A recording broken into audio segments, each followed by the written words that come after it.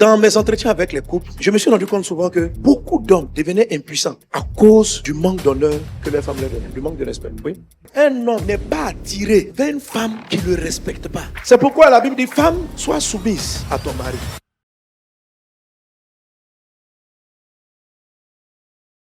Le Saint-Esprit te couvrira de son ombre. C'est pourquoi l'enfant qui naîtra de toi sera appelé fils de Dieu. C'est-à-dire, ce qui te recouvre donne son fils. Parce que c'est l'Esprit qui va te recouvrir, celui qui va sortir est appelé fils de Dieu. Si c'est le monde qui te couvre, ce qui va sortir sera un fruit du monde. Amen. Quand tu as une femme, si c'est cet homme qui te couvre, ce qui va naître sera son enfant. Ce qui te couvre dans le lit conjugal, c'est ce qui va donner l'enfant. Un pasteur qui veut commencer une église, mais qui va se couvrir des méthodes et des stratégies de croissance humaine, engendrera une œuvre humaine. Tu enfantes le fruit de ce qui te couvre. Et si vous voulez enfanter des fruits divins dans tous les domaines, dans la médecine, dans tous les domaines, laissez-vous couvrir par le Saint-Esprit. Et c'est ce que Ésaïe traduit, il dit, élargis l'espace de ta tente. Ne le restreignez pas aux quatre murs de l'église, jeûne, prière. Ça veut dire que quand on parle de productivité chrétienne, les fils de Dieu, tellement nos espaces, nos couvertures sont restreintes, on ne s'attend à Dieu que ainsi par l'Éternel, des prophéties. Quelles sont les sociétés qui t'attaquent? Dieu dit non, il dit stérile, réjouis-toi. Tes enfants seront nombreux. Il faut que ta couverture s'étende le plus loin possible. Aussi loin qu'ira ta couverture, aussi loin tu seras inspiré par le ciel. Et tu auras des idées dans tous les domaines. Pourquoi la Bible parle d'honorer le lieu conjugal? Parce que la couverture, pour qu'elle fonctionne, il faut l'honorer, il faut la respecter. Michal est devenue stérile parce qu'elle a déshonoré son mari. Ce qui te couvre a besoin d'une chose pour te couvrir. Et pour rester sous sa couverture, c'est la loi de l'honneur. Dans mes entretiens avec les couples, je me suis rendu compte souvent que beaucoup d'hommes devenaient impuissants à cause du manque d'honneur que leur femme leur donnait, du manque de respect. Oui. C'est-à-dire que monsieur qui arrive à la maison, il se sent rabaissé, humilié. Ça tue sa capacité de fécondité. Un homme n'est pas attiré vers une femme qui ne le respecte pas. C'est pourquoi la Bible dit, femme, sois soumise à ton mari.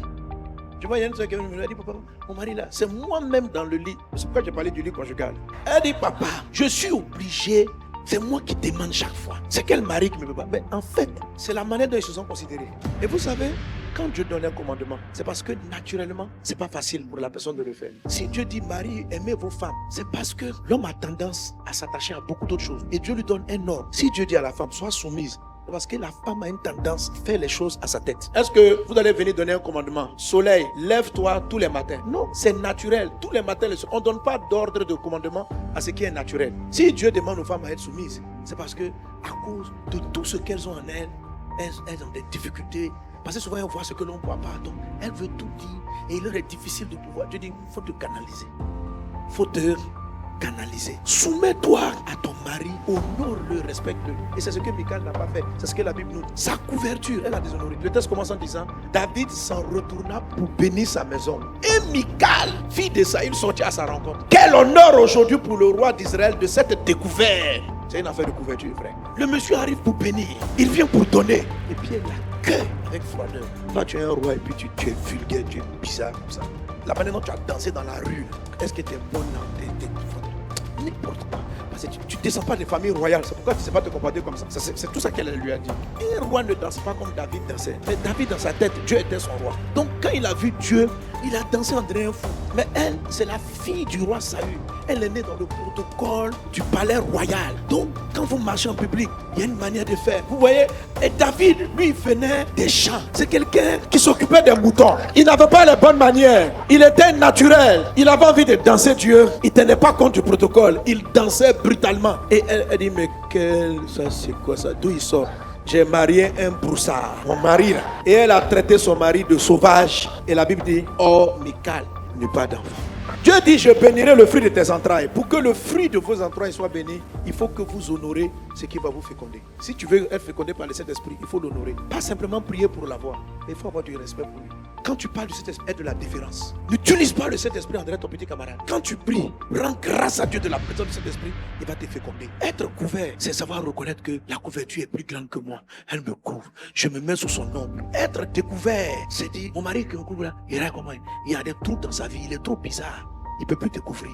Si tu honores le monde et les choses qui sont dans le monde, c'est le monde qui va te féconder. Si tu honores le diable, il va te féconder. Vous savez, c'est pourquoi ceux qui veulent les idées du diable, les chansons de Satan, les images de Satan, ils ont un grand respect pour les démons. Ils vont voir des marabouts, des féticheurs. Et les marabouts, les féticheurs vont leur donner des choses humiliantes pour voir s'ils honorent le fétiche. Il va t'arrêter à minuit 32, au milieu de la route, en petite culotte.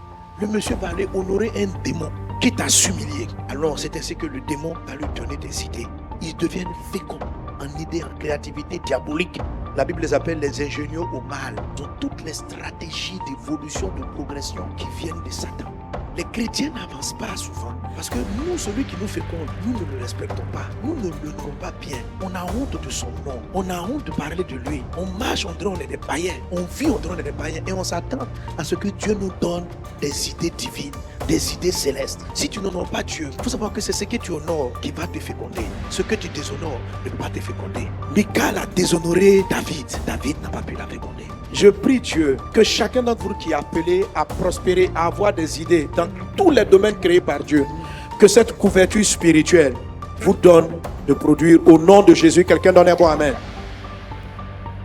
Que Dieu te bénisse.